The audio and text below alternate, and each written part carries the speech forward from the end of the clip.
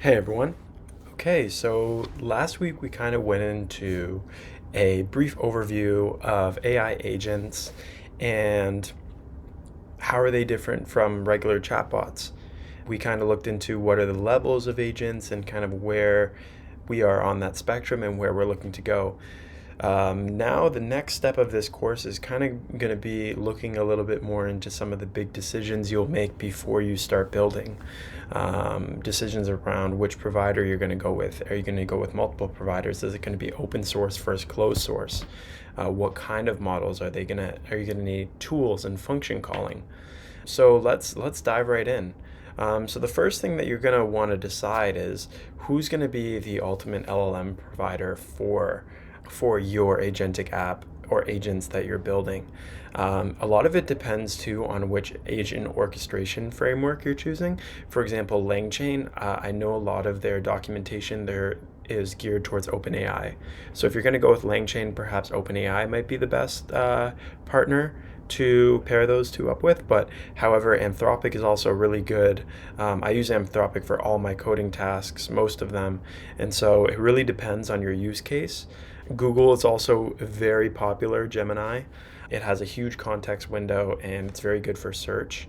And then Meta Llama is great as well for its open source capabilities. You can download it onto your laptop and actually use it. So yeah, let's just go through the strengths and weaknesses of each one a little bit. So for OpenAI, it's very mature in terms of its ecosystem. Everyone knows OpenAI. There's a lot of add-ons being built for OpenAI. However, it is very expensive because it's so well known that you could probably get something just as good for like literally 10 times cheaper. If we go to the like OpenAI API pricing, it's like really expensive.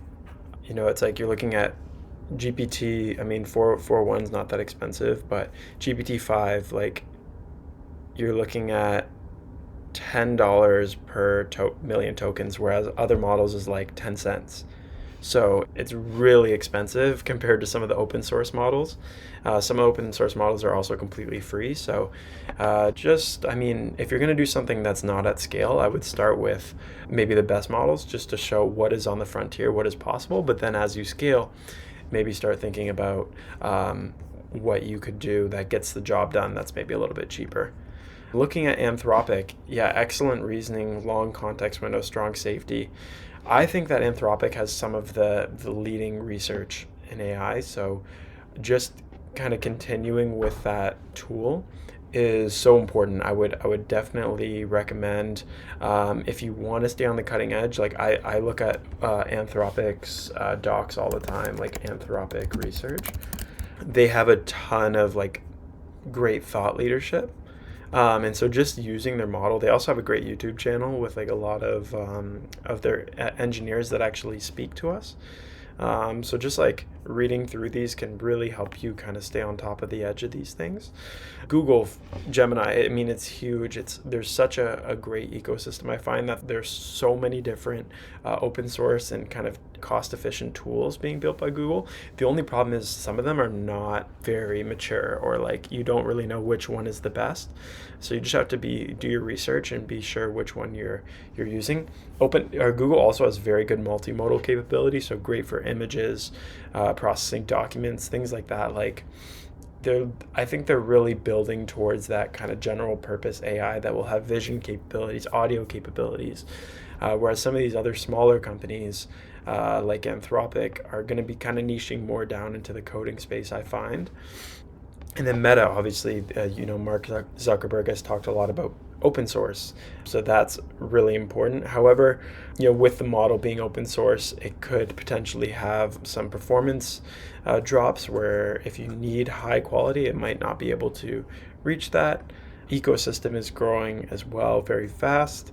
So good for experimentation. I like to use all of them, try all of them, see what different prompts resonate differently with the different models. All right, so once you've chosen which LLM you kind of want to go with, obviously you can go with all of them. Your app can have 5, 6 different LLMs in it, but I think starting with one because reading the docs takes quite a while. So just going through and going really deep into one first is important.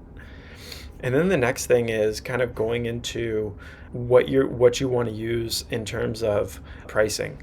So pricing is going to be key. I mean, I was recently doing a hackathon and we used the absolute best model. And within a week, we were charged $100 because so many, like, we called it so many times. We were doing expensive calls.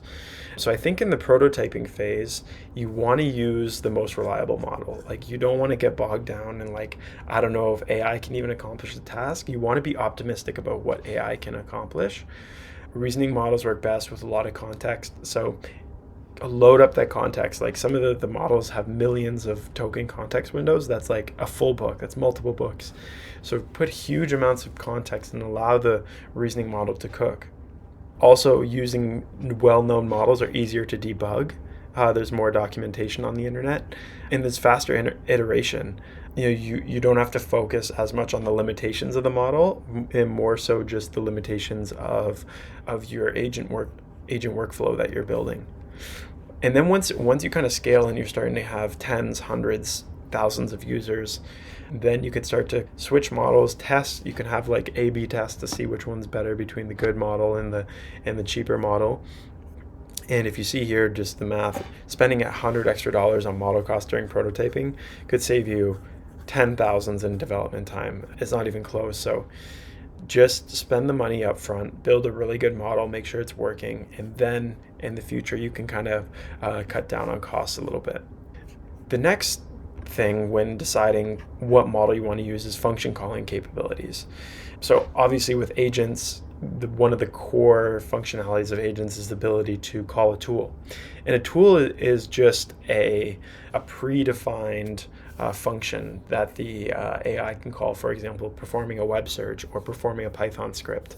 Basically what humans do, you can enable that LLM tool to run it rather than just its natural capability of just answering questions, using the prediction of the next tokens to come up with that. You're now giving it access to programs, so it kind of becomes the meta controller of the programs. But however, not every model has the same amount of tools. So knowing what tools are at the disposal of the models is really key. Also understanding what APIs and databases are available to these models. For example, GPT-4, very strong tool capabilities. They're one of the first to introduce tools. A lot of large companies are using them already, so you know that it's going to be built for security, for reliability, and a huge ecosystem. Claude is there as well. It's maturing. Excellent models for reasoning. You don't have to worry about that. However, their context window is not as long as GPT or Gemini on average, but excellent model for if you're doing coding or more technical use cases like data analysis. The next one is Gemini. Gemini is really interesting when it comes to tool calling because obviously Google has Google Search. They're one of the best companies in search. So they have models like that. They have a ton of, since they're a large corporation, they have a lot of enterprise ready workflows like document processing, OCR, optical character recognition, things like that they're not flashy, but they're very useful. Google has a ton of those tools. So I would leverage that platform. It may not be as customizable, but if you're thinking of doing something for a larger company, then Gemini is very well established. The next one is Llama. I mean, its ecosystem is not as big as the other companies, so that's why there's not going to be as much availability. However, it's very flexible, it's very cost efficient, and they have some really talented engineers working on this. They have a huge team. They're investing billions into it. So understanding that it's good to try out this company because they're going to fill in gaps that the other AI providers aren't. So I think those three things, understanding which model you want to go with based on the what will integrate best with your app, understanding the pricing and what you want to start with and what you want to go into as you scale is going to be different, and then choosing what tools your app and agent are going to use, and then letting that determine which model you want to use is a good framework to decide when you're choosing a model. So that's week 3. Really Really happy that you tuned in and you listened. This is week 2 of an 8-week series.